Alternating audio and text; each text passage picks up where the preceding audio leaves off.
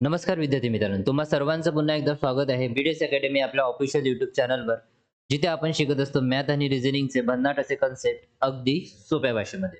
तर आज आपण बघणार आहे विद्यार्थी मित्रांनो, एमपीएससी गट ब पूर्व परीक्षा 2025 मध्ये आलेले मॅथ आणि रिझनिंगचे क्वेश्चन्स, ॲटलीस्ट 20 क्वेश्चन त्यांनी विचारलेले होते आयोगाने. आणि 4 जानेवारी 2025 ला झालेला हा पेपर आहे. त्यावर आलेले सगळेचे सगळे प्रश्न आज आपण इथे बघणार आहोत मॅथ आणि रिझनिंगचे. ॲटलीस्ट आयोगाने आपल्याला सगळ्याच प्रकारचे टाइपचे क्वेश्चन इथे कव्हर केलेले आहे. म्हणता नाही येणार की म्हणजे असं आपल्याला म्हणता येणार की ईझी लेव्हलचे, मॉडरेट लेव्हलचे आणि हार्ड लेव्हलचे तिन्ही टाइपचे क्वेश्चन आपल्याला इथे पाहायला मिळतात. आणि जो एकंदरीत पेपर होता तो मॉडरेट लेव्हलचा होता. पेपर छान होता तसं म्हणता येणार. आणि तशाच प्रकारे बघितले गेले तर जो मॅथ आणि रिझनिंगचा सेक्शन आहे यामध्ये तुम्ही ॲटलीस्ट 17 ते 18 मार्क घेऊ शकणार असा पेपर तर ॲटलीस्ट जो रेग्युलर बेसिकवर जो अभ्यास करत आहे विद्यार्थी, तो 17 ते 18 मार्क्स इझिली इथे कव्हर करू शकतो मॅथ आणि रिझनिंग सेक्शनमध्ये. चला तर एकंदरीत आपण हे जे 20 क्वेश्चन्स आहे 81 पासून 100 पर्यंत प्रश्नपत्रिका सी ही जी आहे ती मी इथे घेऊन घेऊन आलेलो आहो. या प्रश्नपत्रिकेच्या उत्तर काय विद्यार्थ्यांनी क्वेश्चनला मार्क केलाय त्याचं मे बी करेक्ट पण राहू शकते या रॉंग पण राहू शकते. तर तिकडे त्या गोष्टीला निग्लेक्ट करायचं आहे. जे आपण शेवटी उत्तर काढू त्यालाच आपण इथे कन्सिडर करणार आहोत 100% उत्तर म्हणून. ठीक आहे. तशाच प्रकारे हे आपले उत्तर जे आपण इथे काढत आहोत ते संभाव्य उत्तर आहे. ठीक आहे. तर संभाव्य उत्तर आपण इथे फाइंड आउट करत आहोत. 20 क्वेश्चन आपण इथे घेणार आहोत. चला तर मग पहिला प्रश्न आपण इथे बघूया डायरेक्ट. ठीक आहे. प्रश्न क्रमांक 81 पासून आपण इथे स्टार्ट करू. प्रश्न काय म्हणत आहे विद्यार्थ्यांनी लक्ष द्या, की खाली दिलेल्या शृंखलेत पहिल्या 15 पदांची बेरीज किती आहे ते आपल्याला इथे फाइंड आउट करायचे आहे. पहिल्या 15 पद काढायचे आहे. पहिलं पद दिलेलं आहे आपल्याला. किती दिलेलं आहे? पहिलं पद दिलं आहे विद्यार्थी मित्रांनो 1/2 into 3. ठीक आहे. त्यानंतर प्लस आहे 1/3 into 4 प्लस आहे 1/4 into 5. अशा प्रकारे सामोर जात जात जात जात आपल्याला काय करायचं आहे, इथे प्लस आहे विद्यार्थी मित्रांनो. ठीक आहे. सामोर जाऊन आपल्याला इथे 15वं पद काढायचं आहे आणि त्यांची आपल्याला काय करायची आहे, त्या 15 पदांची बेरीज काढायची आहे. ठीक आहे. तर हे 15वं पद आतापर्यंत काय होतं, हा क्वेश्चन जो आहे आयोगाने रिपीट केलेला आहे. पण आपल्याला इथे पद देऊन राहत होतं. पण इथे 15वं पद काय सगळ्यात पहिले ते आपल्याला इथे फाइंड आउट करणं खूप जरुरी आहे. मला सांगा तर विद्यार्थी मित्रांनो पहिलं पद काय आहे? पहिलं पद आहे 1 2 3. दुसरं पद काय होणार विद्यार्थी मित्रांनो इथे? हा पहिला पद झाला. हा दुसरा पद बघा 3 4. तिसरा पद काय झाला? तिसरा पद 3 हे 4 आणि 5 म्हणजे बघा पहिला इथे 2 3 घेतला, दुसरा 3 4 घेतला, इथे तिसरा 4 5 घेतला. तर इथे 15वा पद काय होणार विद्यार्थी मित्रांनो? 16 आणि 17. हा झाला त्याचा 15वा पद. ठीक आहे. आणि या सिरीजला काय म्हणत असते विद्यार्थी मित्रांनो? टेलिस्कोपिक सिरीज असं म्हटलं जाते. कोणता? Telescopic series. हे टेलिस्कोपिक सिरीज आहे. ठीक आहे. याचा फॉर्म्युला असतो 1/n n+1 आणि यालाच कशा प्रकारे सॉल्व्ह केले जाते 1/n - 1/n+1 अशा प्रकारे याला इथे सॉल्व्ह केलं जाते. ठीक आहे. तर यामध्ये पहिला 1/n म्हणजे हा पहिला नंबर जो असतो तो इथे घेतला जातो 1/n. 1/n म्हणजे 1/2 मायनस सगळ्यात शेवटचा नंबर. मला इथे बघा इथे पहिला नंबर काय होणार 1/2 आणि सगळ्यात शेवटचा नंबर इथे काय होणार विद्यार्थी मित्रांनो 1/17. ठीक आहे. हे लक्षात ठेवा. मग काय करायचं हे किती होणार 1/17 म्हणजे शेवटचा काय झाला नंबर 1/17. बस याचं काय करणं पडते सबट्रॅक्शन. ओके. जर असं कन्सिडर घेतला तर जर पहिले उत्तर काढून घेतो. किती होणार 17 1 17. 17 मधून 2 गेले किती राहिले विद्यार्थी मित्रांनो 15 आणि 17 2 34. तर हे त्याचं उत्तर होतं. ठीक आहे. उत्तर क्रमांक किती आहे आपला 15/34. कुठे आहे का म्हणजे पहिलं ऑप्शन 1. ऑप्शन पहिलं हे त्याचं आन्सर झालं. ठीक आहे. जे आन्सर शीटवर ऑप्शन टिक केलाय त्याकडे लक्ष द्यायचं नाही. ते उत्तर बरोबर राहू शकते चूक पण राहू शकते. पण आपण जे काढलेलं उत्तर आहे ते अगदी बरोबर राहणार. तर पहिल्या प्रश्नाचं उत्तर काय आलं 15/34. ठीक आहे. हे सिरीज पुष्कळ विद्यार्थ्यांनी बघितले असेल. आता यालाच काय करतात विद्यार्थी मित्रांनो जसं हे बघा इथे 1/2 लिहितात, मग काय लिहिणार मग 1/3 लिहिणार, मग पुन्हा प्लस मग 1/3 मग 1/4 मग प्लस हे चाललं किती 1/16 प्लस 1/17 हे चाललं असं. तर याच्या अंदर जे येणारे एवढे जे अंक आहे विद्यार्थी मित्रांनो, हे जे व्हॅल्यू आहे याला कन्सिडर केलं जात नाही. ठीक आहे, याला काय केलं कन्सिडर केलं जात नाही. फक्त या 1/2 आणि शेवटचा जो नंबर असतो 1/17 याला कन्सिडर केले जाते आणि ह्या दोघांमध्ये मायनस असते. ओके, आणि हाच तो फॉर्म्युला आहे जो आपण वर बघितलाय. अशा प्रकारे या प्रश्नाला काय करायचं होतं, सॉल्व्ह करायचं होतं. कळलं? चला त्वरित आता दुसरा क्वेश्चन आपण इथे बघूया. स्क्रीनशॉट घेऊन घ्या सगळ्यांनी. चला पुढचा प्रश्न घेऊया विद्यार्थ्यांनो.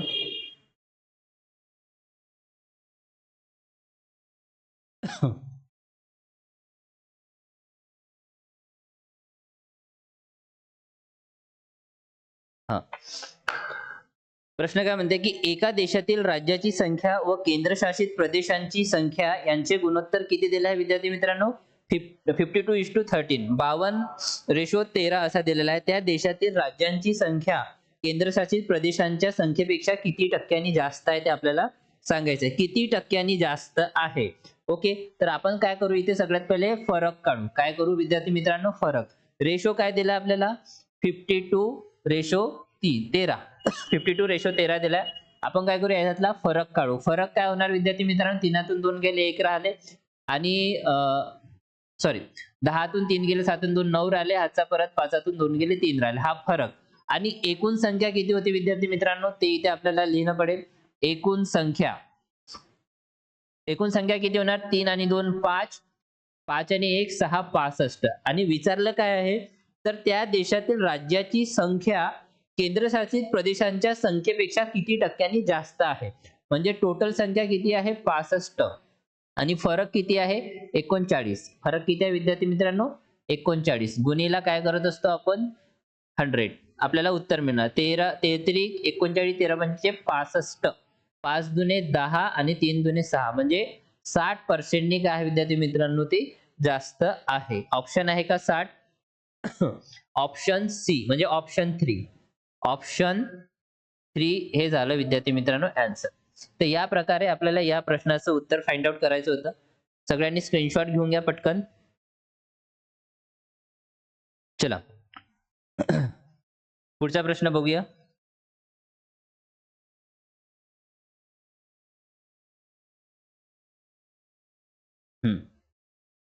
या प्रश्नाकडे लक्ष द्या.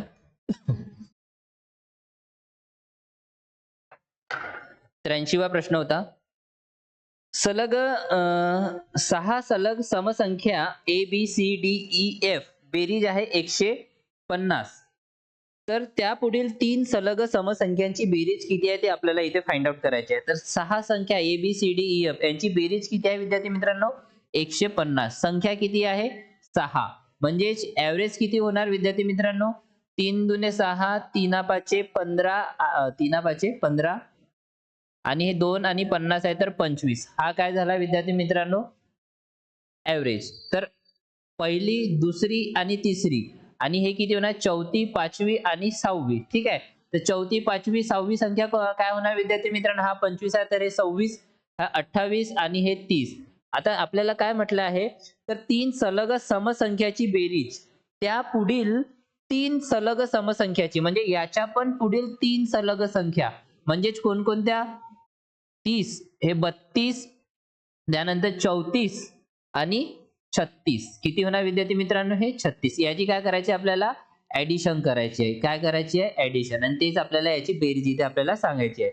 किती होणार? 6 4 10 2 10, 6 4 10 2 12 2 हातचा 1, 3 3 9 1 10, 102. ऑप्शन मध्ये 102 आहे का? ऑप्शन क्रमांक 3. ऑप्शन क्रमांक 3 हे झाले आन्सर. तर या प्रश्नाचं उत्तर किती होतं विद्यार्थी मित्रांनो? 102 तुम्हाला फाइंड आउट करायचं होतं. ओके, चला प्रश्न समोरचा घेऊया, पटकन बघा. चला पुढचा प्रश्न बघूया.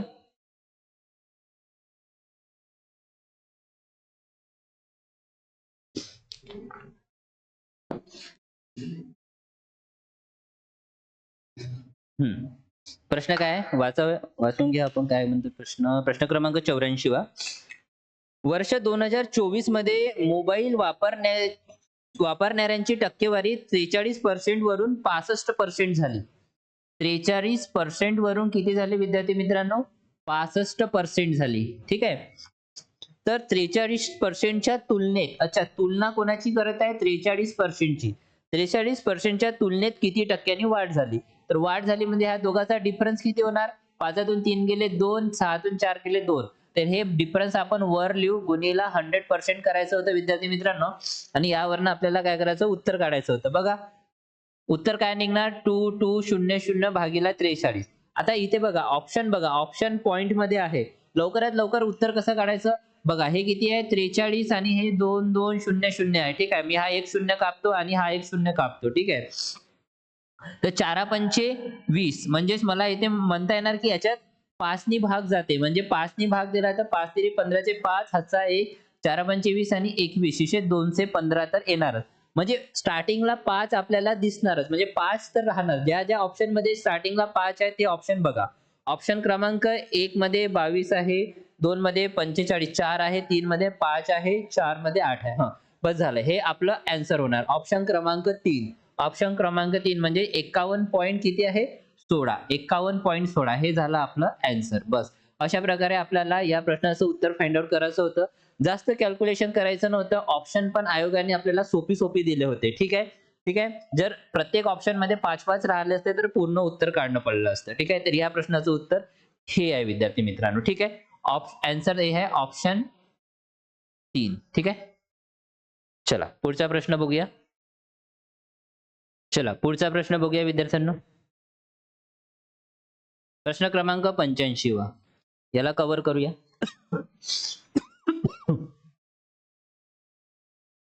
तब्येत खराब असल्यामुळे मी लेट व्हिडिओ बनवून राहिलो विद्यार्थ्यांनो.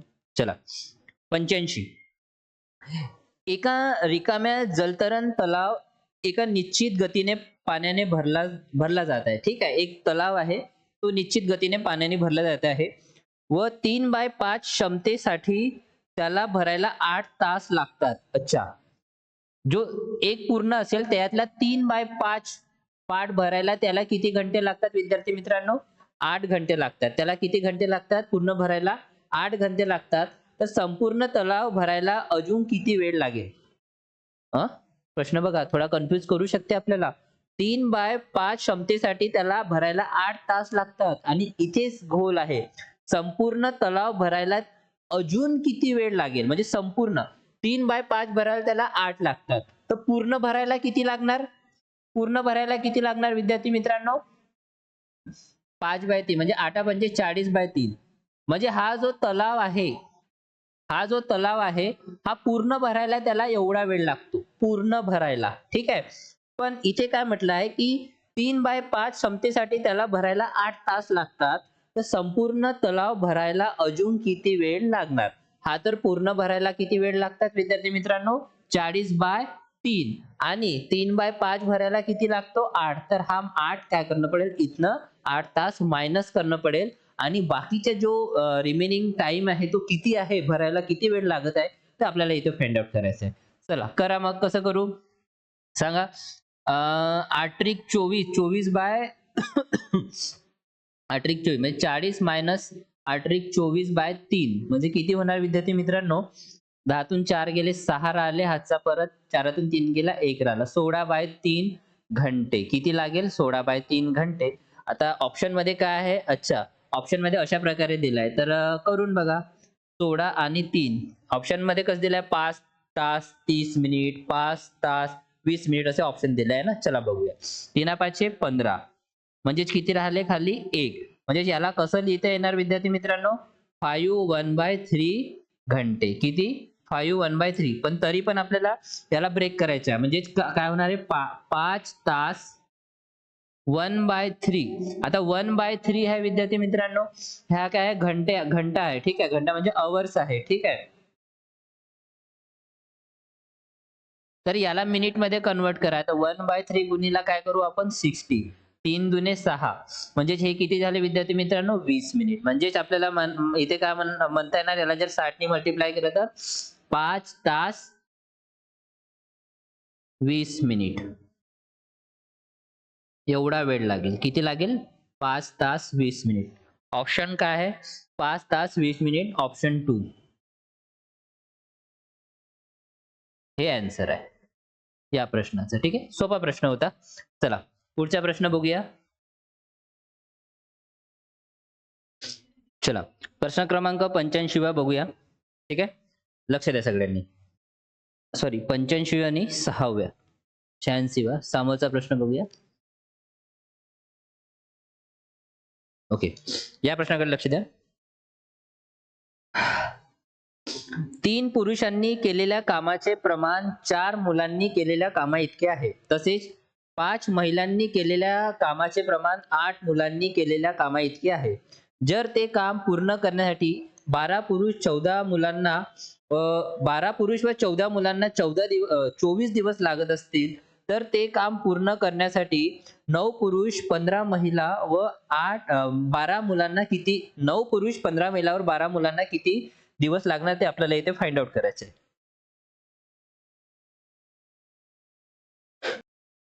ठीक आहे, चला तर कसं करू. सगळ्यात पहिले बघा, लक्ष द्या, सोपी प्रश्न आहे. 3 पुरुषांनी केलेल्या कामाचे प्रमाण 5 मुलांनी केलेल्या कामा इतके आहे. 3 पुरुषांनी केलेले कामाचे प्रमाण 5 मुलांनी केलेल्या कामा इतके आहे. तशाच प्रकारे 5 महिलांनी केलेल्या कामाचे प्रमाण 8 मुलांनी केलेल्या कामा इतके आहे. 5 महिलांनी केलेल्या कामाचे प्रमाण 8 मुलांनी केलेल्या कामा इतके आहे. जर ते काम पूर्ण करण्यासाठी 12 पुरुष व 14 मुलांना 24 दिवस लागत असेल. किती? 12 पुरुष प्लस 14 मुलांना किती दिवस लागत असेल? 24 दिवस लागत असेल. ठीक आहे, तर ते काम पूर्ण करण्यासाठी 9 पुरुष 15 महिलेवर 12 मुलांना किती दिवस लागेल? तर हेच काम करण्यासाठी 9 पुरुष 15 महिला व 12 मुलांना किती दिवस लागणार ते आपल्याला इथे काय करायचं आहे? फाइंड आउट करायचं आहे. तर कसं कसं करणार विद्यार्थी मित्रांनो सांगा. 5 महिला इज इक्वल टू 8 मुले. ठीक आहे, याला कसं करू. सगळ्यात पहिले आपण काय करू, 15 पुरुष 14 मुले, 9 पुरुष 12 महिला आणि 15 महिला आणि 12 मुले. आपल्याला याचं उत्तर फाइंड आउट करायचं किती दिवस लागणार म्हणून. ठीक आहे, तर इथे आपण रेशो काढून घेऊ याचा वाला. एका पुरुषाला किती वेळ लागू, एका पुरुषाला किती वेळ लागणार? 5/3 मुलं. ठीक आहे, एक पुरुष 5/3 मुला एवढा काम करू शकतो आणि एक महिला 8/5 मुला एवढं काम करू शकते. ठीक आहे, आपण महिला आणि पुरुषची मुलांच्या कंपॅरिझन मध्ये त्याची कॅपॅसिटी इथे आपण काढलेली आहे. ठीक आहे, की एवढ्या त्यांच्या याच्यात काम करू शकते ते. एक पुरुष 5/3 मुलांच्या कॅपॅसिटी एवढं काम करते. त्याच प्रकारे एक महिला 8/5 मुलांच्या कॅपॅसिटी एवढं काम करते. ठीक आहे, तर आपल्याला इथे कळून जाणार की आता आपण काय करू, सगळ्या मुलं घेण्याचा प्रयत्न करू. त्याच्यामुळेच आपण एक पुरुष आणि एक महिला यांचं वेगवेगळं आपण यांची कॅपॅसिटी किती आहे मुलांच्या कंपॅरिझन मध्ये काम करण्याची ते आपण इथे फाइंड आउट केलंय. ठीक आहे, तर 12 पुरुष, एक पुरुष 5/3 मुला एवढं काम करते. तर इथे किती आहे? 12 पुरुष गुणिले काय करू आपण, एक पुरुष घेऊ. एक पुरुष जर इथे घेतला, मग एका पुरुषची कॅपॅसिटी किती होणार मुलांच्या रिलेटेड? 5/3 मुलं. ठीक आहे, प्लस हे 14 मुलं. तर टोटल किती मुलं होणार? 3 × 12, 4 × 5 = 20 आणि 14 किती? 34. म्हणजे 34 मुलांना काय म्हणता येणार विद्यार्थी मित्रांनो? 34 मुलांना 24 दिवस लागतात. 34 मुलांना किती? 24 दिवस लागतात. तर 9 पुरुष 15 महिला आणि 12 मुलांना तेच काम करण्यासाठी किती दिवस लागणार? चला इथे पण आपण सगळं मुलामध्ये कन्वर्ट करून घेऊ. 9 पुरुष, एक पुरुष म्हणजे 5/3 मुलं, सगळ्यांना मुलामध्ये कन्वर्ट करत आहोत आपण. 15 गुणिला एक महिला म्हणजे 8/5 मुलं, 8/5 मुलं आणि हे किती होणार? 12 मुलं. ठीक आहे, हे किती होणार विद्यार्थी मित्रांनो? 12 मुलं. तर टोटल किती होणार सांगा पटकन. 3 तिरी 9, 5 तिरी 15 आणि हे 12 आहेत. हे किती होणार? 3 5 15 प्लस 8 त्रिक 24 आणि हे 12. म्हणजे हे काय झाले? 10 20 30 आणि हे 40, 40 5 4 9 आणि 2 11 म्हणजे 51 मुलं. टोटल किती झाले? 51 मुलं झाले. ठीक आहे, म्हणजेच आपल्याला काय म्हणता येणार, 34 मुलं कोणत्या कामाला 24 दिवसात करतात, तर 51 मुलं त्याच कामाला किती दिवसात करणार. ठीक आहे. तर इथे आपण काय करत असतो, यांचा क्रॉस नाही करत. ठीक आहे. यांच्या मधात एक लाईन फाडत असतो आणि इथे इंटू करत असतो. चला करा. 13 एक 13, 17 दुने 34, 17 त्रिक 51, 3 8 24, म्हणजे 8 दुने 16, म्हणजे 16 दिवस लागणार. किती दिवस लागणार त्यांना? 16 दिवस लागणार. ठीक आहे. दिवस कोणाला? या लोकांना. ऑप्शन आहे का? ऑप्शन 4 हे झालं आन्सर. या प्रकारे आपल्याला या प्रश्नाचं उत्तर इथे फाइंड आउट करायचं होतं. ठीक आहे. चला प्रश्न क्रमांक 87 आपण इथे बघणार आहोत.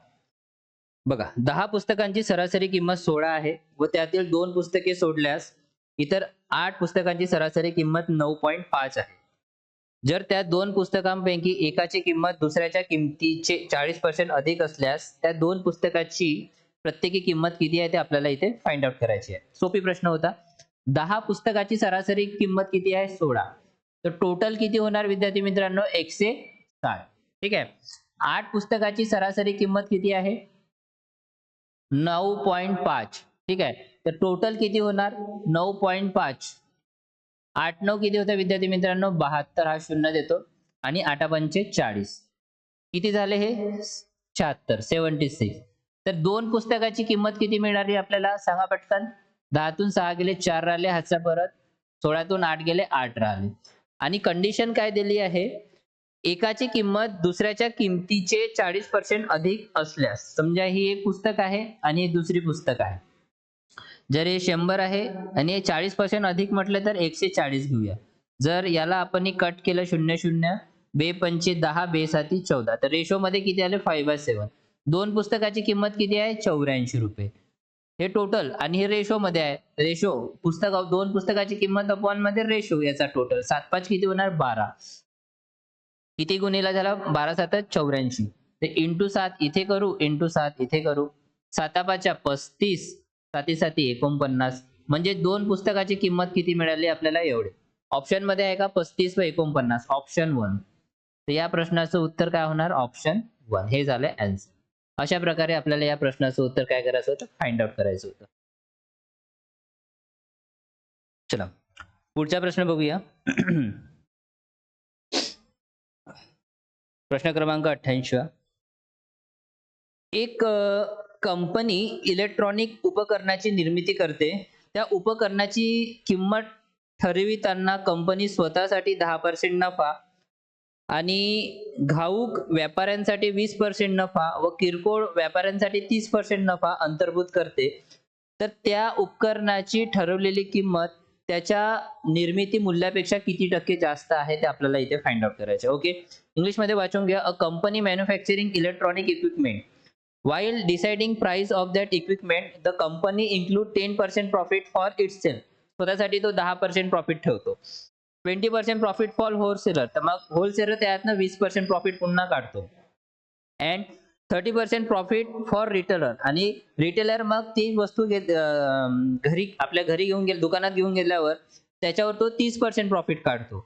Bye how much is the decided price more than the manufacturing cost of that equipment.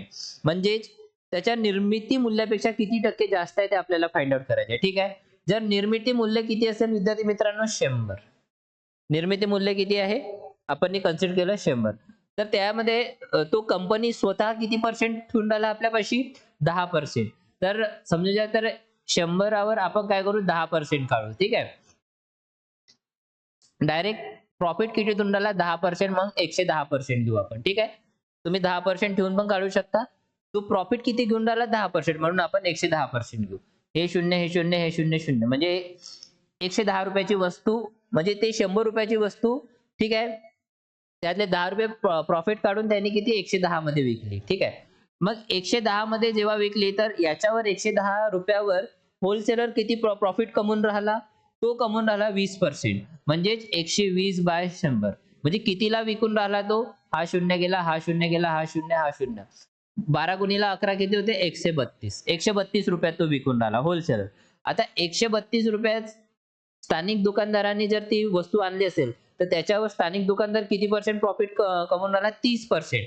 तर याचे आपण काय करू? 130% काढू. ठीक आहे. हा शून्य, हा शून्य. करा. 13 एक 13, 13 एक 13 दुने 33, 39 आणि 13 दुने 26. किती होणार आहे? 6. 11चा 1, ह्याचा 1, 3 आणि 3 6 आणि 1 7 आणि 1. हा पॉइंट देऊन देऊ. म्हणजे 171.6. म्हणजे 100 रुपयाची वस्तू कितीला विकून राहिली? ते 171.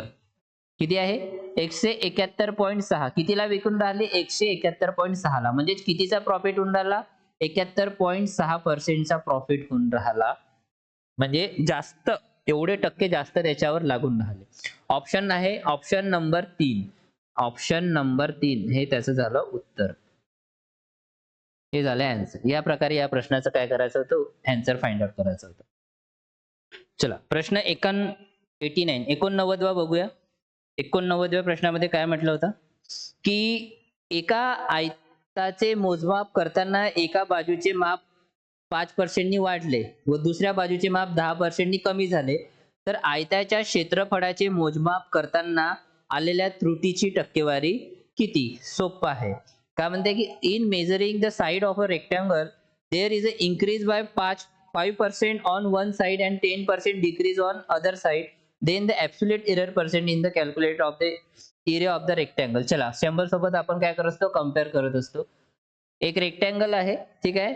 तो त्याची एक साइड 5% नी वाढत आहे, तर दुसरी साइड काय होत आहे? ठीक आहे, 10% नी कमी होऊन राहिली. म्हणजे एरर फाइंड आउट, किती पर्सेंटचा एरर राहतो आपल्याला फाइंड आउट करायचा आहे.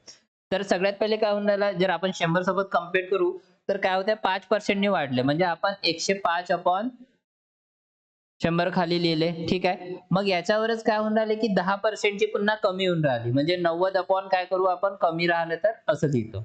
चला हे 100 हे 100 गेले, हा 0 हा 0 गेला. किती होणार? 9×5 45 आणि 9 एक 9 आणि ते 94.5.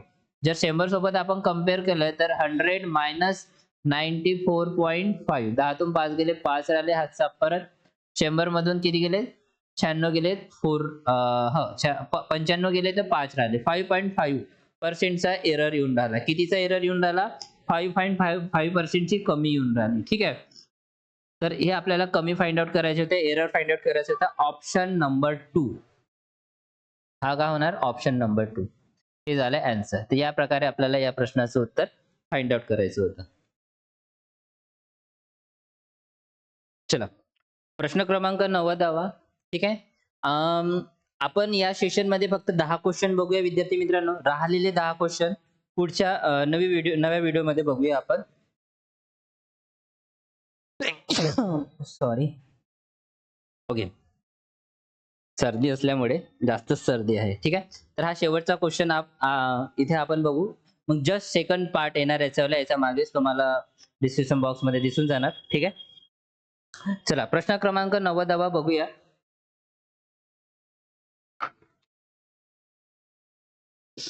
इंग्लिश मध्ये वाचतो मी. The curved surface of a cylindrical pillar is 352 metre square and its volume is 2464 metre cube. What is the height of the pillar? पिल्लरची हाईट आपल्याला फाइंड आउट करायची आहे. ठीक आहे. एका दंड गोलाकार खांबाच्या वक्र पृष्ठभागाचे क्षेत्रफळ 352 मीटर स्क्वेअर आहे आणि त्याचे घनफळ 2446 मीटर क्यूब आहे. तर त्या खांबाची उंची आपल्याला इथे फाइंड आउट करायची आहे. तर कसं करणार? चला बघा. तर curd surface area of a cylinder, असा एक सिलेंडर आहे विद्यार्थी मित्रांनो. हा एक असा सिलेंडर म्हणजे एक खांबा आहे. ठीक आहे. ओके. हा खांबा आहे. याची हाईट जी आहे ना ते आपल्याला इथे फाइंड आउट करायची आहे की हे हाईट आहे हे विद्यार्थी मित्रांनो हे किती आहे. ठीक आहे. हे हाईट आपल्याला इथे फाइंड आउट करायची आहे. तर काय म्हणून? Curd surface area of cylinder. Curd surface area of cylinder. Curd surface area. याचा कर्ड सरफेस एरिया म्हणजे वक्र पृष्ठभाग. वक्र पृष्ठभाग याचे काय? क्षेत्रफळ. क्षेत्रफळ वक्र पृष्ठभागाचे क्षेत्रफळ काय होत असतात विद्यार्थी मित्रांनो? बघा, कर्ड सरफेस एरिया म्हणतात, तर काय होणार? कर्ड सरफेस एरिया काय होत असतो? काय होत असतो? Area of curved surface area perimeter of a base into height. Perimeter या circumference of base into height. तर सरकम्फरन्स कोणाचा घेऊ? याचा वाला घेऊ विद्यार्थी मित्रांनो. हा जो आहे ना याचा खांबाचा बेस पोर्शन किती होणार? पेरिमीटर ऑफ बेस काय होणार? 2 पाया आर. पेरिमीटर सर्कलचा पेरिमीटर काय होत असतो? 2 पाया आर. आणि हाईट, तर आपल्याला काय मिळणार? कर्ड सरफेस एरिया 2 पाया आर एस. बघा, फॉर्म्युला लक्षात ठेवण्याची आवश्यकता आहे का? नाहीये. जर तुम्हाला perimeter of base into height कळलं तर तुम्ही याचा कर्ड सरफेस एरिया या खांबाचा काढू शकणार. ठीक आहे. त्याच प्रकारे व्हॉल्यूम. व्हॉल्यूम म्हणजेच याचा व्हॉल्यूम काय आहे? व्हॉल्यूम म्हणजे याचा घनफळ. घनफळ काय होत असते? ठीक आहे, सिलेंडरचं, ह्या सिलेंडरच आहे एक प्रकारचा. ठीक आहे. तर व्हॉल्यूम काय असते? Area of a base into height. Area of a base, हा जो सर्कल काढला, सर्कलचा एरिया काय असतो? पाया आर स्क्वेअर इंटू हाईट. म्हणजे व्हॉल्यूम काय झाला? पाया आर स्क्वेअर एच. ठीक आहे. व्हॉल्यूम काय झाला विद्यार्थी मित्रांनो? पाया आर स्क्वेअर एच. आणि हे किती दिले आहे? कर्ड सरफेस एरिया आपल्याला दिलेला आहे. किती दिलेला आहे? 352 मीटर स्क्वेअर. आणि व्हॉल्यूम पण आपल्याला दिलेला आहे. किती दिलेला आहे? 2464. 24 काय दिलाय? 64. झालं.